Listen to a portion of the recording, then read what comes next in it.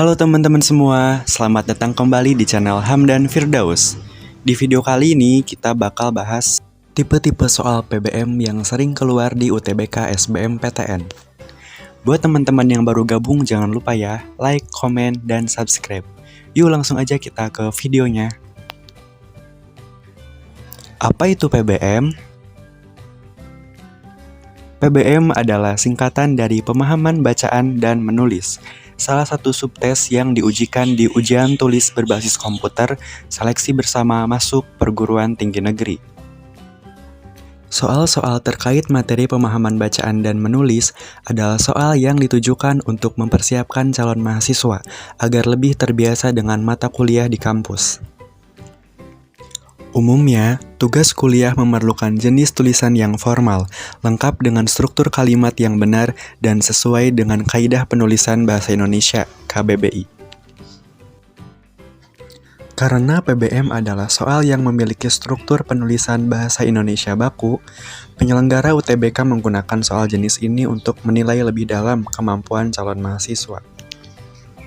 Lalu, topik apa aja sih yang sering keluar di soal-soal PBM? Berikut ini adalah 10 topik yang sering keluar di soal-soal pemahaman bacaan dan menulis. Ada kata rujukan, gagasan pokok, kalimat tidak padu, konjungsi, kata baku, perbaikan kalimat, tanda baca, hubungan antar kalimat, kesamaan makna, dan kalimat efektif. Supaya lebih paham sama pola soalnya, yuk kita langsung aja latihan soal. Di sini ada sebuah teks, teman-teman bisa pause dulu videonya buat baca dan baca soalnya. Kata tersebut pada kalimat 3 merujuk pada A. Usaha pembatikan, B. Batik Tionghoa, C. Batik pesisir, D. Batik Belanda, E. Batik Indo-Belanda.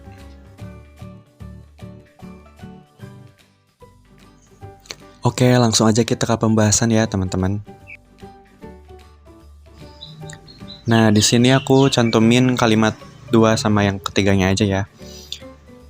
Puncak perkembangan batik pesisir adalah di masa pengusaha Indo-Belanda yang berperan pada usaha pembatikan. Batik tersebut dikenal dengan nama batik Belanda. Nah, yang ditanyakan kan soal tentang rujukan. Soal tentang rujukan tuh biasanya ditandai dengan ini, itu, atau tersebut.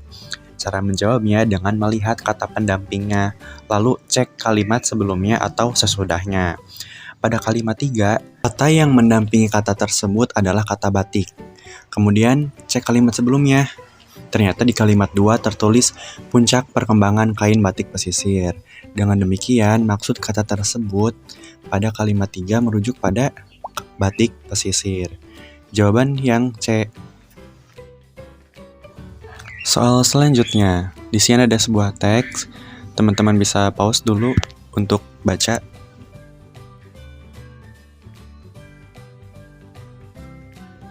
Gagasan pokok kalimat 3 pada teks tersebut adalah A. Pandangan pengamat ekonomi, B. Pandangan Latif Adam dari LIPI, C. Jakarta memiliki kontribusi, D. Kontribusi Jakarta yang besar, E. Jakarta berkontribusi pada ekonomi. Oke, langsung aja kita ke pembahasannya. Kalimat 3.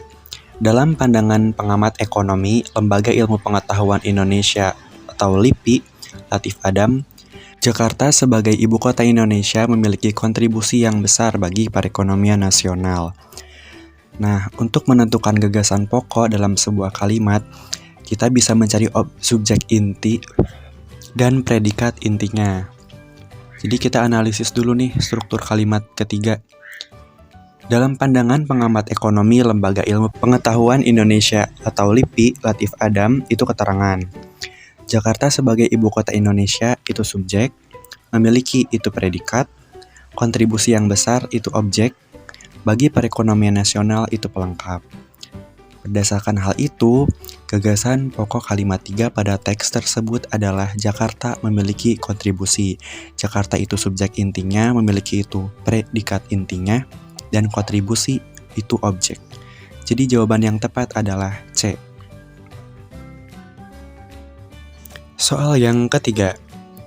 Nah, saran aku ya teman-teman, jadi sebenarnya kalau di soal-soal pemahaman bacaan tuh kan memang lebih banyaknya teks-teks gitu kan, paragraf. Jadi alangkah baiknya baca soalnya dulu, baru setelah dapat nih apa yang diperintahkan, baru kita ke teksnya gitu, cari jawabannya.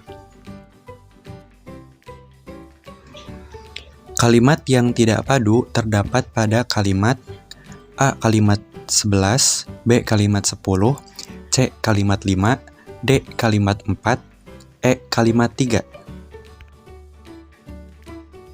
Langsung aja ke pembahasan ya. Cara menentukan kalimat tidak padu dalam sebuah paragraf adalah yang pertama, cek kalimat utama paragraf atau inti dari teks tersebut. Yang kedua, cek kalimat yang paling berbeda pembahasannya dengan kalimat atau inti teksnya. Berdasarkan hal tersebut, kalimat yang tidak padu terdapat pada kalimat 3 karena tidak berhubungan dengan kalimat utamanya. Gagasan utama paragraf menjelaskan tentang definable atau robot bersayap, sedangkan pada kalimat 3 menjelaskan tentang lalat buah. Jadi kurang nyambung ya teman-teman. Jawaban yang tepat adalah E. Oke, kita masuk ke soal yang keempat. Konjungsi yang tepat untuk melengkapi kalimat 2 adalah A. Oleh karena itu, B. Selain itu, C. Akan tetapi, D. Dengan demikian, E. Setelah itu.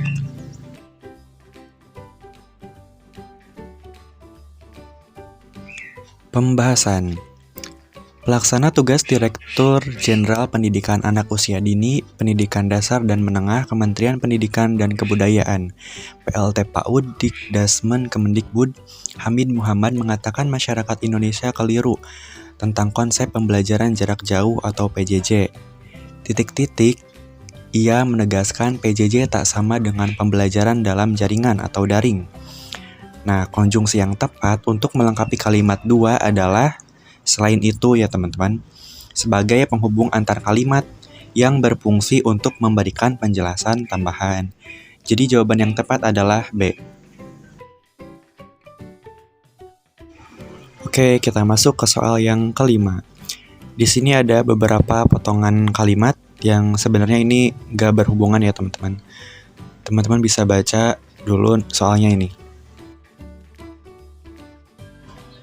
Penulisan kata yang salah pada teks tersebut adalah A. Varian kalimat 1, B. Vaksin kalimat 2, C. Sampel kalimat 3, D. Populer kalimat 4, E. Mutasi kalimat 5. Nah, di soal ini kaitannya sama kata baku nih teman-teman, sering banget muncul di soal-soal PBM. Jadi ya tipsnya kita harus sering-sering baca kalau lagi latihan soal, ketemu soal kayak gini. Sering-sering baca, sering-sering lihat ke Kamus Besar Bahasa Indonesia. Berdasarkan KBBI, penulisan kata yang salah pada teks tersebut adalah populer pada kalimat 4, karena seharusnya ditulis populer. Untuk varian, vaksin, sampel, dan mutasi itu sudah betul ya teman-teman.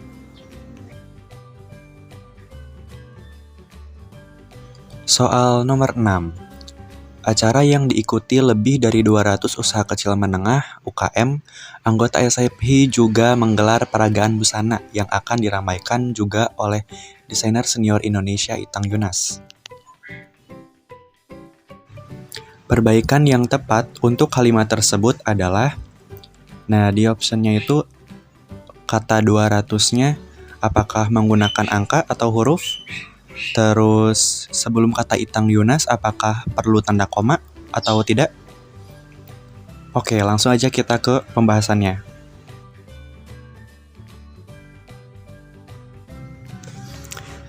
Berikut ini ada beberapa kesalahan pada kalimat tersebut nih teman-teman. Yang pertama, kalimat tersebut itu memiliki 2 predikat. Terus penulisan angka 200 seharusnya ditulis pakai huruf 200. Kemudian usaha kecil menengah seharusnya ditulis kecil karena bukan nama lembaga. Dan tanda koma harus ditambahkan sebelum nama Itang Yunas karena merupakan keterangan tambahan. Jadi, perbaikan kalimat yang tepat adalah option E. Acara yang diikuti lebih dari 200 usaha kecil menengah atau UKM, anggota SFI juga menggelar peragaan busana yang akan diramaikan oleh desainer senior Indonesia, Itang Yunas.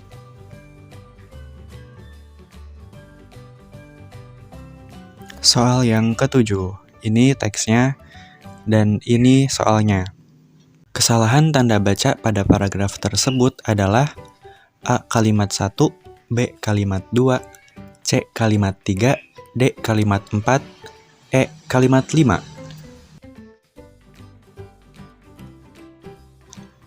Oke, kita ke pembahasan. Jadi, pada kalimat 4 itu ada kesalahan nih teman-teman. Tanda titik 2 itu sebenarnya nggak perlu digunakan setelah konjungsi yaitu, karena memiliki fungsi yang sama dengan bentuk perincian. Jadi kalau misalkan mau pakai tanda titik 2 berarti nggak usah lagi pakai yaitu gitu. Oke, kita masuk ke soal yang ke-8. Ada sebuah teks di sini yang membahas tentang jenis vitamin dan suplemen yang bisa dikonsumsi selama Ramadan. Teman-teman bisa baca, dan ini soalnya. Hubungan yang tampak pada kalimat 4 dan 5 adalah A. Sebab akibat, B. Pertentangan, C. Perluasan, D. Tujuan, E. Waktu. Nah, jadi di sini kita yang ditanyakan itu hubungan. Apakah hubungan antara kalimat 4 dan 5? Apakah sebab akibat atau pertentangan atau perluasan dan sebagainya? Oke, langsung aja kita ke pembahasan.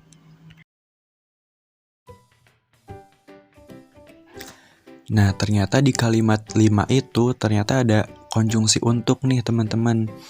Konjungsi untuk ini digunakan untuk menghubungkan kalimat 4 dan 5.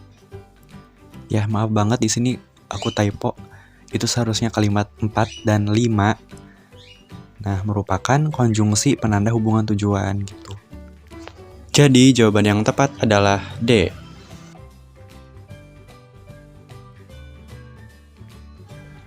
Soal nomor 9. Para peneliti mengidentifikasi sebanyak 2.149 pulau akibat endapan di seluruh dunia dengan menggunakan citra satelit, peta topografi, dan tabel navigasi. Padanan kata mengidentifikasi pada kalimat di atas adalah A. Mendeteksi, B. Memasukkan, C. Menyentuh, D. Menyelaraskan, E. Merangkum. Jawaban yang tepat adalah option A. Kata mengidentifikasi pada kalimat di atas berpadanan kata dengan kata mendeteksi. Oke, kita masuk ke soal yang terakhir ya teman-teman. Di sini ada sebuah teks yang membahas tentang bermain peran yang dilaksanakan secara berkelompok untuk mendidik karakter asertif pada anak. Nah, berikut ini adalah soalnya. Kalimat yang tidak efektif dalam paragraf tersebut adalah A. Kalimat 1, B. Kalimat 2, C. Kalimat 3, D. Kalimat 4, E. Kalimat 5.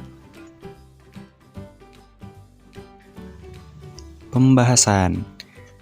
Jadi, kalimat yang tidak efektif pada paragraf tersebut terdapat pada kalimat ketiga. Agar menjadi kalimat efektif, kata agar harus dihilangkan supaya kalimat tersebut memiliki subjek.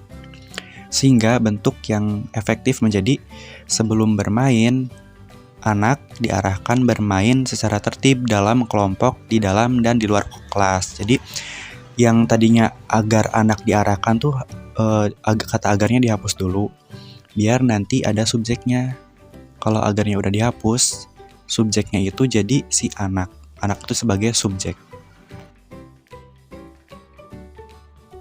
Ya, mungkin segitu dulu video pembahasan kali ini. Terima kasih yang udah menonton. Jangan lupa like, komen, dan subscribe supaya channel ini semakin berkembang. Oke, sampai ketemu di video berikutnya. See you.